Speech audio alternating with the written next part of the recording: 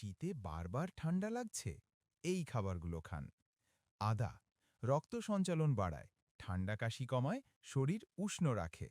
রসুন ইমিউনিটি শক্তিশালী করে এবং শরীরে তাপ তৈরি করে।